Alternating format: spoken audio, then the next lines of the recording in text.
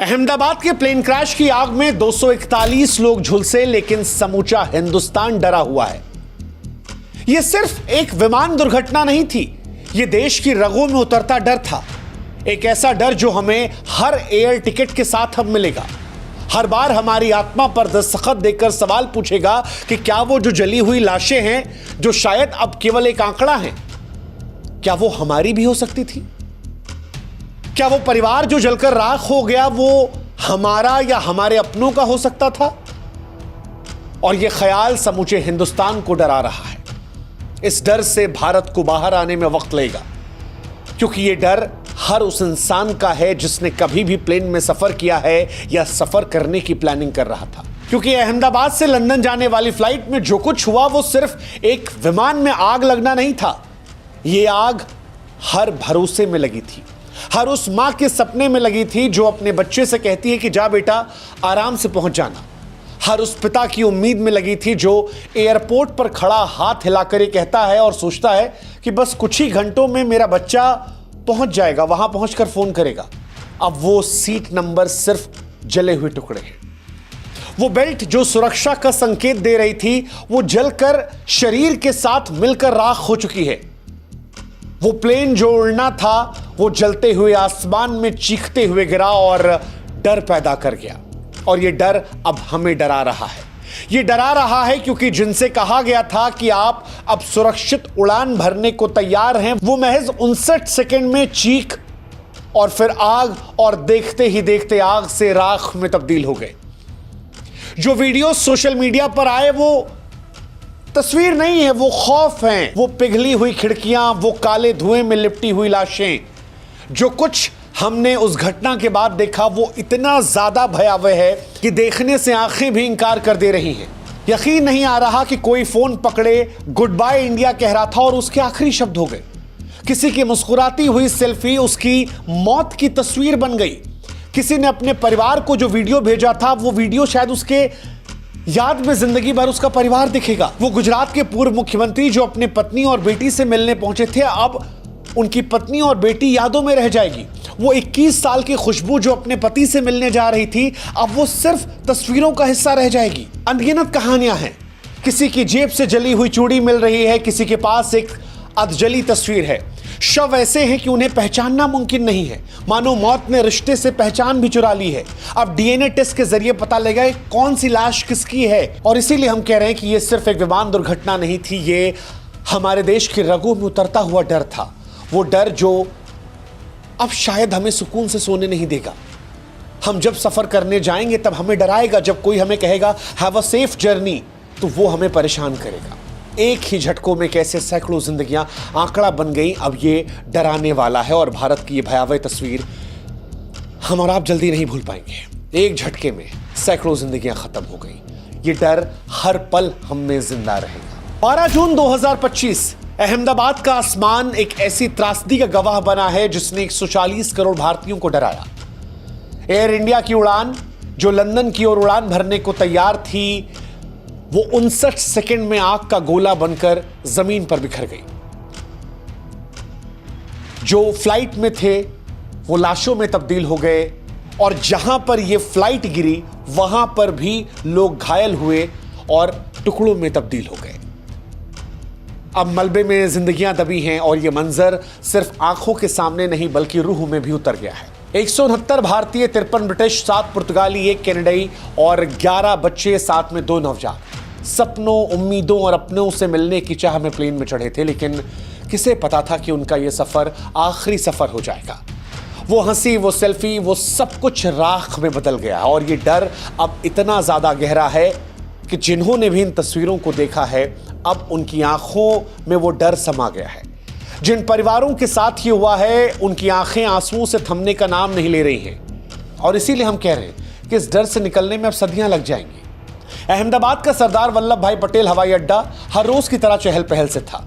बच्चे खिड़की के बाहर झांक कर आसमान को देख रहे थे। क्रू मेंबर हर बार की तरह मुस्कान के साथ यात्रियों का स्वागत कर रहे थे। पायलट ने भी टेक ऑफ से पहले आत्मविश्वास से कहा कि हम सुरक्षित उड़ान भरने के लिए तैयार हैं। लेकिन बोइंग 787 ड्रीमलाइनर आग के गोले की तरह मलबे में तब्दील हो गया और बिखरी लाशें, जले हुए सामान और मासूम चेहरों की तस्वीरें अब सिर्फ यादों में बची हैं। आलम यह है कि लाशें उठाने के लिए ठेलों को लाया गया। वो सज धज कर तैयार होकर किसी से मिलने, किसी के साथ काम करने, कोई अधूरी दास्ता को पूरा करने जो लोग निकले थे, वो ठेले पर लाद लाद कर लाशों की तरह जा रहे थे। सिर्फ एक आंकड़े बन गए थे। वो पिता जो अपनी बेटी को लंदन में पढ़ाने का वादा कर रहा था, वो नई नवेली दुल्हन जो अपने पति से मिलने जा रही थी, सब कुछ खत्म हो गया, सब कुछ खत्म हो गया। अब कई कहानियां हैं जो आंसुओं का समंदर बन गई हैं, जैसे जोशी परिवार की कहानी। राजस्थान के बांसवाड़ा का एक खुशहाल परिवार लंदन में नई जिंदगी की शुरुआत करने जा रहा था। डॉक्टर प्रतीक जोशी और उनकी पत्नी डॉक्टर कामिनी जोशी, जो भारत में अपनी सेवाएं दे चुके थे, वो 3 बच्चे, 10 साल की आराध्या, 7 साल के काव्य और 4 साल की माही के साथ प्लेन में चढ़े थे। बच्चे नई स्कूल की बातें कर रहे थे, लेकिन सब कुछ एक पल में खत्म हो गया। अब उनके घर में सन्नाटा है, हंसी सिर्फ तस्वीरों में बची है। उनके रिश्तेदार जो विदाई देने के लिए आए थे, वो यकीन नहीं कर पा रहे कि 59 सेकंड में कैसे सब कुछ खत्म हो गया।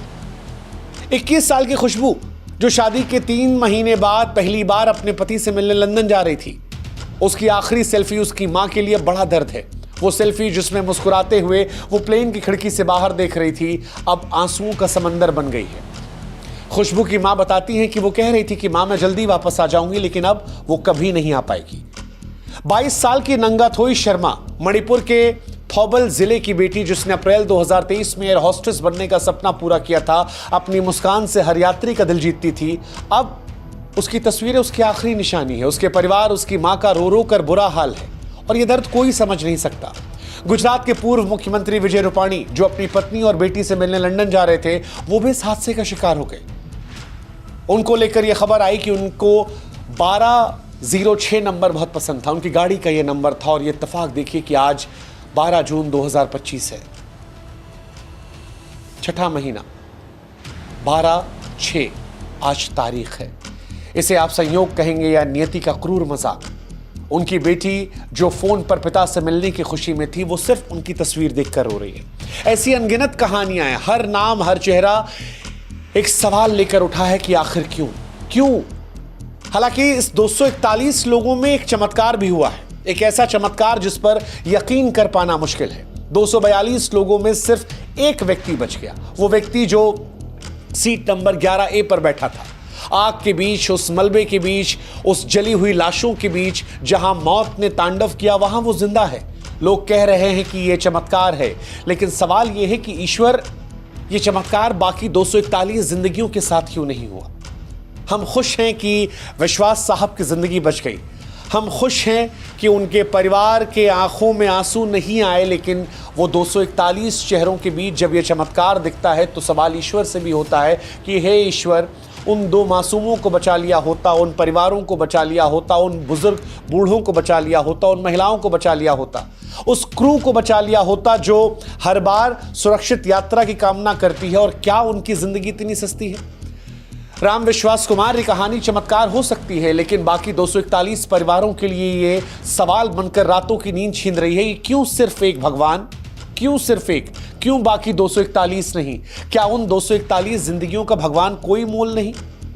ये सवाल आज हर उस शख्स के दिल में है जो अपने परिवार को अलविदा कहकर सफर पर निकलता था, क्योंकि इस घटना को देखकर यह एहसास होता है कि यहां हम भी हो सकते थे, यह हमारा भी परिवार हो सकता था।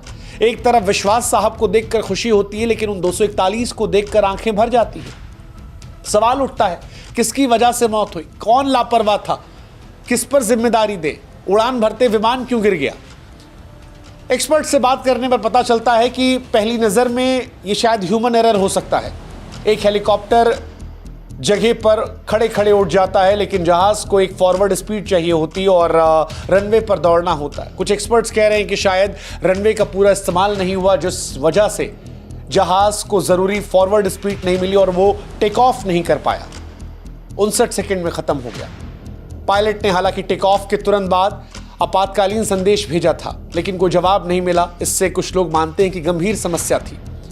हालांकि 787 बोइंग जहाज जो है ये पहले क्रैश नहीं हुआ। इसको उड़ाने वाले दोनों पायलट्स जो थे वो काफी अनुभवी थे। ऐसे में कईयों का यह मानना है कि शायद दोनों इंजन खराब हो गए होंगे, क्योंकि इसमें 2 इंजन थे, एक खराब होता तो दूसरा चल जाता। और क्या दोनों खराब था? दोनों खराब था तो फिर उड़ान को आदेश क्यों दिया गया? बहुत सारे सवाल हैं। जवाब शायद जब ब्लैक बॉक्स के जरिए जांच पड़ताल होगी, सामने आएगा, तब देखा जाएगा। लेकिन आज सवाल यह है कि जिंदगी कितनी सस्ती है, कितनी सस्ती है। कश्मीर के पहलगाम में लोग जश्न मनाने गए, घूमने गए, छुट्टियां मनाने गए और मार डाले गए। और यहां पर भी देखिए, कोई अपनी पत्नी से मिलने जा रहा था, कोई पति से मिलने जा रहा था, कोई नौकरी करने जा रहा था, कोई बच्चे सुनहरे भविष्य का सपना लेकर दूर देश पहुंच रहे थे, कुछ ऐसे थे जो भारत घूमने आए थे और गुड बाय इंडिया कहकर निकले थे। और ये सब अब इस दुनिया में नहीं है। जिंदगी कितनी सस्ती हो जाती है। 241 लोगों की मौत हो गई और इस मौत के साथ 140 करोड़ भारतीयों के मन में डर पैदा हो गया। हर सफर अब डर का सबब बनेगा। विमान जिस बिल्डिंग से टकराया, वहां अहमदाबाद के सिविल अस्पताल के 50 से 60 डॉक्टर थे, वो खाना खा रहे थे। खबर है कि बहुत सारे इसमें घायल हैं। खबर आती है कि 6 शव यहां भी मिले हैं। स्पष्टीकरण का यहां भी इंतजार है। इसीलिए हम कह रहे हैं कि यह हादसा सिर्फ 241 लोगों का हादसा नहीं है, ये हमारा हादसा है। ये उनका हादसा है जो टिकट लेकर अपनों से मिलने जाते हैं। ये उन छात्रों का हादसा है जो विदेश जाते हैं सपनों को लेकर। ये उन माँ बाप का हादसा है जो बच्चों को एयरपोर्ट छोड़ने जाते हैं और अब इस घटना में कभी नहीं जा पाएंगे। ये डर अब हर भारतीय के दिल में घर कर चुका है। हर गली, हर मोहल्ला, हर शहर, हर कस्बा, हर स्टेट, हर जगह ये डर अब भर चुका है। और इस डर से भारत को निकलने में बहुत वक्त लगेगा, या शायद इस डर के साथ ही जीना सीखना होगा। हर उड़ान के साथ डर लेगा। जब भी पायलट कहेगा we are ready for safe flight, तो दिल कहेगा क्या जो पायलट कह रहा है वो सच है? या हमारे साथ भी वही होगा जो इस फ्लाइट में हुआ? माँ बाप बच्चों को विदा करते वक्त शायद और डरेंगे, और इनके साथ साथ डर एयरपोर्ट पर काम करने वाले उन लोगों के लिए सोचिए, वो जो दिन रात यही काम करते हैं, हर रोज फ्लाइट में चढ़ते हैं, उतरते हैं। वो क्रू, वो पायलट जो दिन रात सफर करता है, उनके परिवारों का डर सोचिए। हम और आप तो चलिए कुछ दिन फ्लाइट नहीं पकड़ेंगे, उन्हें हर रोज इसी में सफर करना है। वो डर उन परिवारों को देखकर जो अब हमेशा के लिए खामोश हो गए। हर सांस में डर नजर आ रहा है, कदम कदम पर खौफ नजर आ रहा है। अब हर उड़ान डर का सबब है। हर बार जब कोई प्लेन में चढ़ेगा तो यह सवाल आएगा मन में कि क्या मैं लौट पाऊंगा? हर माता पिता जो अपने बच्चे को विदा करेंगे, वो जब कहेंगे कि बेटा जल्दी लौट कर आना, तो वो डर उनके मन में आएगा कि मेरे बेटे के साथ कहीं वो तो नहीं होगा जो अहमदाबाद में हो गया। वो हंसी, वो उत्साह, वो सपने जो हम अपनों को विदा करते वक्त एयरपोर्ट पर करते हैं, अब वो डराएंगे हमें। ये डर अब भारत के हर घर में घर कर गया है। टाटा ग्रुप ने हालांकि इस बीच मृतकों के परिवारों को 1-1 करोड़ रुपए देने का ऐलान किया है, लेकिन फिर वही कहानी है कि क्या करेंगे पैसे का जब जिंदगी ही नहीं रही। क्या वो पैसा उस मां के दर्द को खरीद सकता है जिसने बच्चे की लाश देखी? क्या वो उस पति की कमी को पूरा कर पाएगा जिसकी दुल्हन अब कभी नहीं लौटेगी? क्या उस बेटी उस मां के जख्मों को भर पाएगा जिसका पति अब इस दुनिया में नहीं रहा? क्या उस बच्चे की हंसी को लौटा पाएगा जो अपने पिता को हमेशा के लिए खो चुका? इसीलिए हम कह रहे हैं कि डर डरावना है। हालांकि भारत का इतिहास हादसों से भरा रहा है। 1996 का चरखी दादरी, 349 जिंदगियां एक गलती में खत्म हो गई थी। और इस बार 2025 का अहमदाबाद, हर बार वही सवाल, वही जवाब, पायलट की गलती, तकनीकी खराबी, सिस्टम की नाकामी, साजिशों की बात होगी। कुछ आ जाएंगे कहेंगे ये सुनियोजित साजिश है, लेकिन सच यही है कि हमारी जिंदगियां दांव पर होती हैं। हर बार हम अपनों खोते हैं और हर बार ये डर और गहरा हो जाता है और इस बार ये डर परेशान करेगा। ये डर हमारी ज़िंदगी का हिस्सा बन जाएगा। ये हादसा सिर्फ 241 जिंदगियों का नहीं, हर उस भारतीय का है जो सपना देखता है, अपनों से मिलने जाता है, नई शुरुआत की उम्मीद करता है। हर उड़ान में, हर सफ़र में, हर अलविदा में वो डर साथ चलेगा। हर परिवार, हर शख्स उस खौफ को जिएगा जो अहमदाबाद की सुबह ने उसे दिया। वो चीखें, वो आंसू, वो राख, ये सब हमारे साथ हैं। हर सांस में, हर धड़कन में, हर सपने में। और इस डर से निकलने में भारत को अब लंबा वक्त लगेगा, लंबा वक्त, क्योंकि ये सिर्फ एक हादसा नहीं था, ये डर हमारे वजूद का हिस्सा बन गया है। ऐसा लगता है कि यात्रा करना जुआ बन गया है। कभी ट्रेन में मौत, कभी सड़क हादसे और अब फ्लाइट में मौत। जिंदगी और मौत के बीच यह एहसास होता है कि जिंदगी कितनी सस्ती है। हम और आप कितनी जद्दोजहद में लगे रहते हैं, लड़ते हैं, झगड़ते हैं, आगे बढ़ने की कोशिश करते हैं, कंपटीशन करते हैं, जलते हैं, एक दूसरे को छोटा दिखाते हैं, कई बार सपनों के पीछे अपनों को भूल जाते हैं। लेकिन इन सब के बीच में जब ऐसी घटनाएं होती हैं तो यह एहसास होता है कि ये जिंदगी कितनी सस्ती है। हम कभी भी इस दुनिया से रुखसत हो सकते हैं। सोचिए 241 लोगों के सपने, उन 241 लोगों के ख्वाब, उनकी जद्दोजहद, उनके परिवार सब राख हो गए। और इसीलिए हम कह रहे हैं कि इस डर से भारत को निकलने में समय लगेगा। क्या ये डर चला जाएगा? जवाब शायद नहीं। हाँ, इस डर के साथ हम जीना सीख जाएंगे। बट ये डर बहुत डरावना है, जो बहुत डरा रहा है पूरे भारत को, जो शायद अब हमें उस तरह से सोने नहीं देगा, वो सुकून की नींद छीन लेगा, बेचैनी देगा कि हमारा कोई अपना भी इस तस्वीर का हिस्सा हो सकता था, या शायद हम भी। ये डर आता है।